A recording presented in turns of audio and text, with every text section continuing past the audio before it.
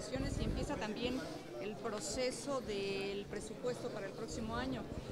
Por todos lados se está viendo que este presupuesto del próximo año va a ser durísimo, que va a haber un recorte fuerte y se ha hablado de que incluso en el sector que usted lleva, encabeza, puede haber un recorte importante. ¿Qué es lo que usted prevé y qué es lo que recomendaría que no se hiciera? Mira, nosotros estaremos atentos al envío. El envío se tiene que hacer el 8 de septiembre y nosotros lo que estamos seguros es que el presupuesto va a ser al mismo tiempo responsable y que en ese contexto de responsabilidad tendrá un profundo sentido social como los demás que ha mandado el presidente Peña Nieto.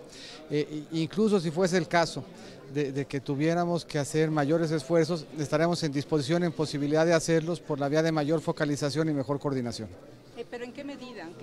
¿En los programas tocarlos, no tocarlos? Habremos de estar pendientes primero del envío y luego del resultado del debate presupuestal. Falta tiempo, estaremos atentos y estamos seguros de que el resultado nos permitirá un despliegue y una presencia importante y suficiente. ¿Recomendaría tocar programas o podría ser que se...? Insisto, pues estaremos apenas atentos de un proceso que comienza, como dices tú bien y correctamente, pues a partir del 8 de septiembre. Secretario, en su experiencia como ex canciller, ¿qué opinión le merece esta invitación que hace el presidente Peña a Donald Trump? Ya el PAN pide que se cancele, probablemente el PRD, Morena, todos están opuestos al tal. Yo creo que un jefe de Estado tiene la responsabilidad de cuidar siempre cualquier mapa de riesgos que el país enfrente y tiene que cuidarlos con los mejores instrumentos que tiene en sus manos, y el mejor instrumento que el presidente tiene en su mano hoy es el diálogo y el hecho de estar abierto a dialogar con todos, en particular con cualquiera que pueda ser presidente de los Estados Unidos, pues es un uso bien importante de ese instrumento y yo estoy cierto de que utilizarlo habrá de reducir y de mejorar el contexto y el perfil de México. Me parece en consecuencia que es un buen uso del despliegue del mejor mecanismo que tiene el presidente a su disposición, que es el del diálogo. Aunque sea un candidato. Está abierto a hablar con todos y me parece que eso es muy importante. Para México es fundamental tener la posibilidad de hablar con cualquier actor que tenga capacidad de incidir sobre nuestro destino y me parece que quien es candidato en los Estados Unidos tiene esa capacidad y por lo tanto que el presidente mantenga siempre disposición de hablar en un contexto en donde se le extiende una invitación a hacerlo a los dos candidatos, me parece que es valioso y que es importante. Secretario, ¿es correcto entender que en materia de educación superior el 75% de la demanda no está siendo atendida, que solamente hay una cobertura del 35%? Mira, yo creo que el país ha venido avanzando mucho en universalizar las coberturas en distintos niveles. En el caso de primaria y secundaria, que son las que directamente impactan las mediciones de pobreza, la cobertura es prácticamente universal y en las demás está aumentando. No tengo el dato preciso de cobertura en educación superior.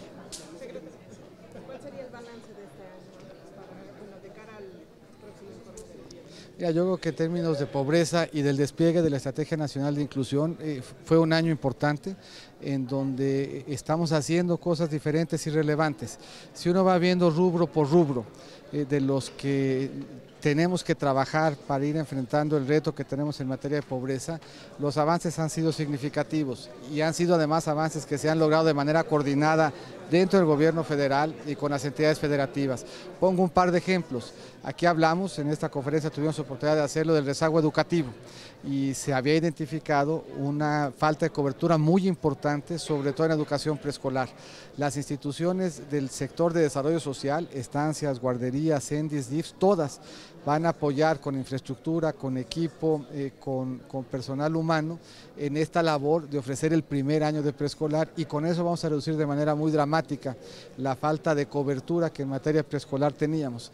Había una falta de cobertura en materia de salud en perjuicio de 3,5 millones de estudiantes que teniendo derecho al seguro no lo conocían y por lo tanto no lo ejercían. Este año habrán de conocerlo y de ejercerlo todos. Nosotros calculamos que al amparo de este despliegue habrán 1 millón de citas y 45,000 cirugías que antes gravitaban sobre el patrimonio de los estudiantes y que ahora habrán de hacerlo sobre el del instituto. Sobre el rezago educativo, ¿cuánto podría? El rezago educativo empieza con el de preescolar. Nosotros pensamos que este año podemos reducir 40% del saldo histórico y de estar en vías, sobre todo en el caso del preescolar, de llevarlo prácticamente a cero hacia el final de la administración. Secretario, ahora que está utilizando este emblema de la lavadora como una forma de tener un rango y poder medir la pobreza de alguna forma.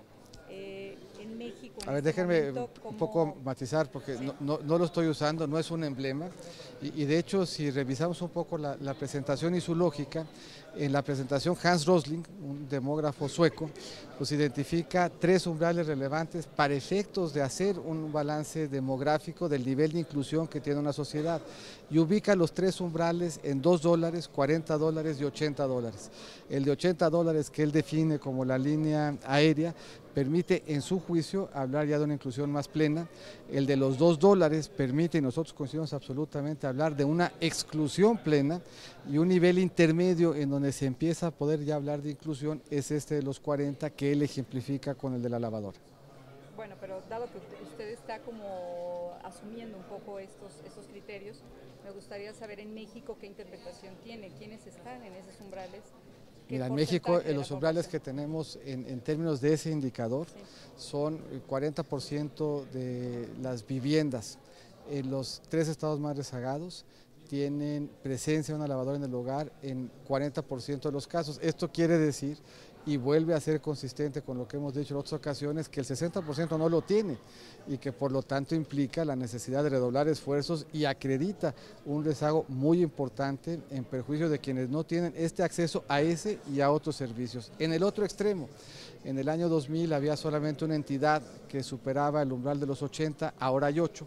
En el año 2000 habían 8 entidades que superaban el umbral del 60, ahora hay 25. Por lo que desde el punto de vista de ese indicador, en la mayor parte del país, de hecho en todo el país han habido avances, pero los rezagos que siguen pendientes con cargo a ese indicador también son rezagos muy importantes y muy preocupantes. Muchas gracias, compañeros. ¿Qué pasa con las críticas de Miguel Ángel Mancera sobre la duplicidad de programas? Y también hay una lectura sobre eso, de una necesidad de que el PRI tenga mayor presencia y que usted pueda ser candidato a la... Mira, varios elementos. Uno, primero, la Ciudad de México no tiene gobernatura. Segundo, nosotros hemos buscado una coordinación con todas las entidades federativas y de hecho 22 se sumaron al esfuerzo de la cartilla social y nos daría mucho gusto que lo hiciera también la Ciudad de México para que podamos tener pues, mejores elementos de información y de coordinación. Nosotros somos de la convicción y de hecho eso acredita al que la estrategia de inclusión se hayan sumado todos y le reconocemos y le agradecemos mucho al doctor Mancera se haya sumado también de que lo que debemos de hacer en materia de política social es trabajar coordinado. Al final la federación, los estados y los municipios todos tienen obligación de enfrentar y de resolver los problemas que aquejan a las familias en su demarcación y en su territorio. El que podamos hacerlo de forma coordinada, de forma transparente y con los mejores elementos de coordinación tiene necesariamente que redundar en beneficio de la ciudadanía. Por lo que estamos coordinados con la Ciudad de México y en el ánimo de que esa coordinación ayude a que de manera más eficiente y más focalizada podamos atender en la Ciudad de México y en el resto del país a quienes requieren del acompañamiento de gobierno para apoyar y complementar sus esfuerzos propios. Muchas gracias. Gracias. Muchas gracias. ¿Ya tienen garantizado que lleguen los alimentos en Oaxaca? Sí, Oaxaca, Guerrero, Michoacán y Chiapas al día de hoy tienen inventarios para los siguientes 15 días y el abasto no ha sido interrumpido. Gracias, compañero.